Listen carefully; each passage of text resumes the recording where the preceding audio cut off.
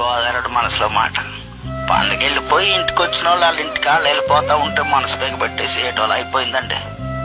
పరాసుకెళ్ళి ఆడుకుంటా ఏడకోవడం మాట్లాడుకుంటా ఆనందించడానికి సేపు పట్టలేదని క్షణాలు గడిచిపోయే రోజులు. వ్యవహారం పందింకోళ్ళు పంది అయ్యాక పచ్చడెట్టేసినట్టు బంధువులు వెళ్ళిపోతా ఉంటే దుఃఖంతో మనసు పచ్చడి చేసినట్టు అయిపోయింది. మళ్ళీ వీళ్ళంతా ఎంతకాలానికి వస్తారు.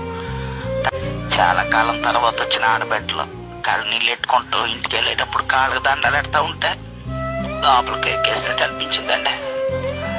ఏం చేస్తామండి, ఎవరి సంవత్సరాలు వాళ్ళే. పదరులు అంటే ఏళ్ళకోవడం మనుషులు అనుకుంటారు కానండి, ఫ్యామిలీ ఎక్కువ ఎర్రోళ్ళండి చాలా మందికి తెలవదండి. ప్రతి ఊళ్ళో జనం గుంపులుగా బస్ స్టాండింగ్ లో రైల్వే స్టేషన్ లో ఆపడుతున్నారండి. చూస్తా ఉండగానే అయిపోయిందండి పెద్ద పండుగ. రేపటి నుంచి మళ్ళీ మామూలే. ఎంత బాధ వచ్చినా తప్పదు కదండి. రోజులు గడాలంటే మళ్ళీ అందరూ ఎవరి పనిలో కళ్ళు వచ్చేయాలి. ఉంటానండి. దేవుడు మనందరికీ మంచి అని కోరుకుంటాం.